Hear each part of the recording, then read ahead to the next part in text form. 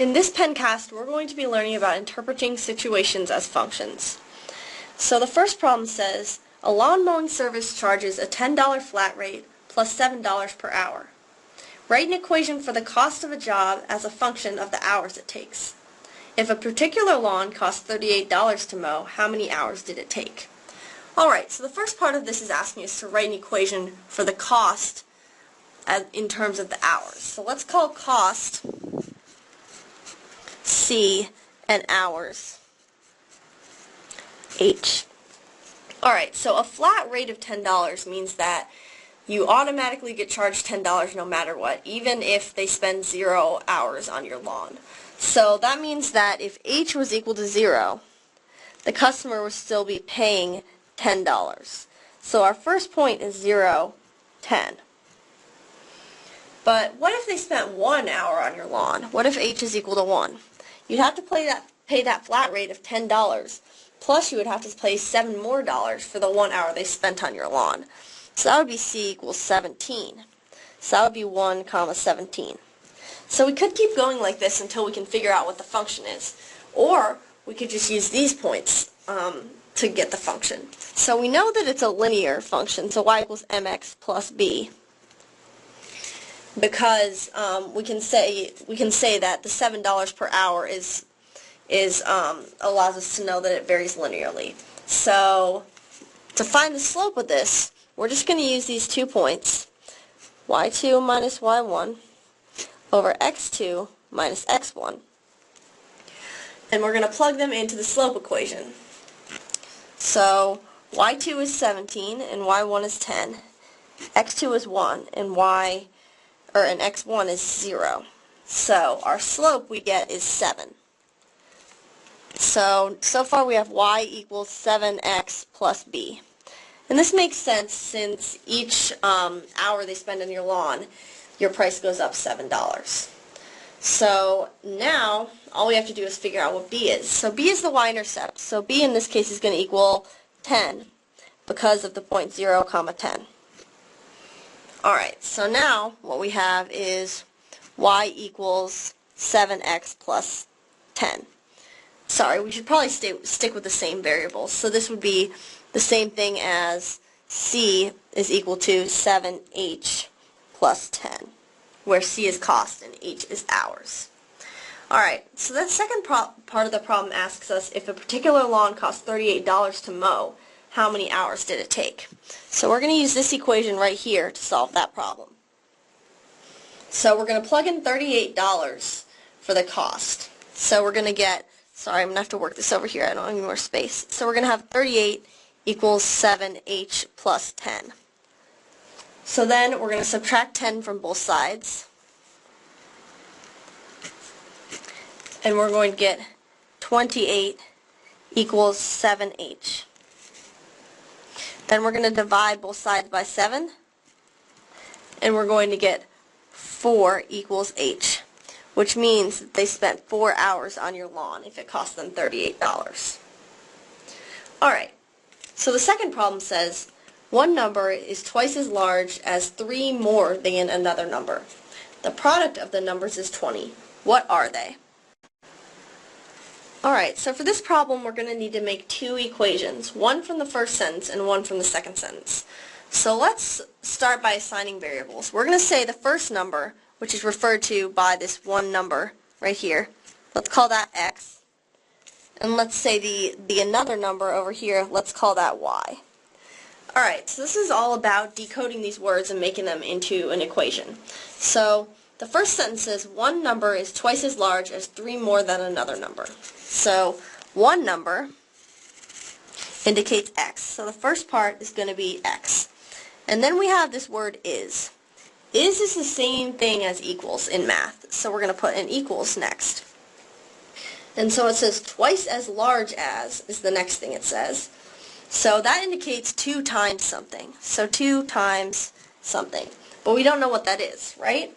Until we read the rest of the sentence, and it says twice as large as 3 more than another number. So that's the same as saying 3 more than y, or y plus 3.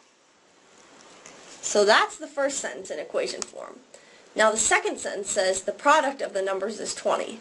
That's easy because product means multiplication. So we just have x times y is equal to 20. So these are our two equations. So to find out what these numbers actually are, we have to solve these equations. So let's call this equation 1 and the second one equation 2. So our first step is going to be to substitute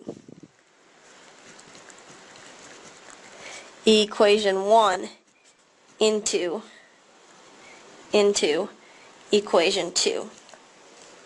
Alright, so we're going to substitute in for x. So now we're going to have 2y plus 3. That's what x equals in the first one. So all of that stuff times y equals 20.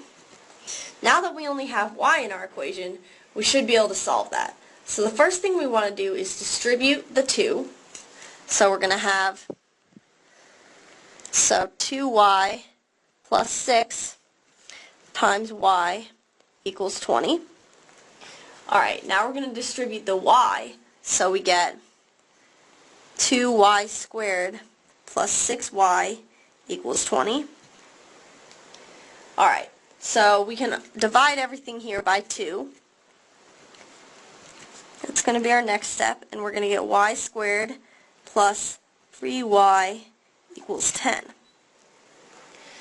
Alright, so now we need to rearrange this into standard form for our quadratic equation. And we get y squared plus 3y minus 10 equals 0. Alright, at this point we need to factor. So we know that in these two parentheses we're going to have y and y. And then what we need to do is fill in these blanks. Okay, so we know we have y and y because the first terms are going to multiply together to get y squared. So we know that the last terms in these parentheses are going to multiply together to get negative 10, right? So that means we need to find all the factors of negative 10. So factors of negative 10. So 1 plus or minus 1 and plus or minus 10. And then plus or minus 5 and plus or minus 2. Alright, so now we also know that these factors are going to have to make up this middle plus 3y term. So we know that these factors also have to add up to 3y. So we know that 1 and 10, no matter which one we make negative or positive, they're never going to add up to 3.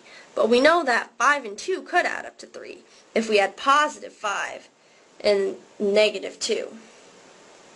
So let's put in positive 5 and minus 2 here. Now if you want to check to make sure that that works, you can always FOIL it out and see if you get the same quadratic equation. So now that we have that, we can solve this quadratic equation by saying y plus 5 equals 0 and y minus 2 equals 0. Because since those two things are multiplied together to get 0, one of them has to be 0.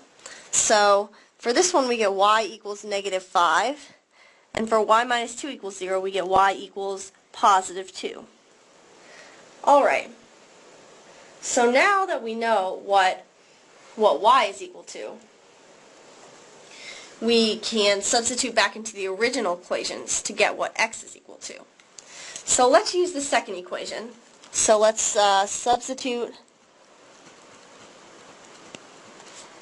back into equation 2. Alright, so we get x times negative 5 is equal to 20. Alright, so when we divide both sides by negative 5, we get x is equal to 4. So now we know, negative 4. Now we know that when y is equal to negative 5, x is equal to negative 4.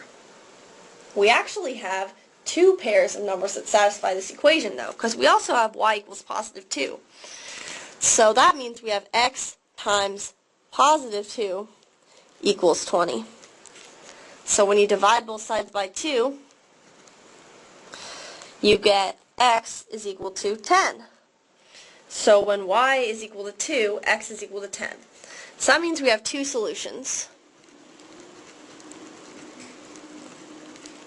And they are x equals -4, y equals -5, and x equals 10, y equals +2. And those are solutions to that word problem.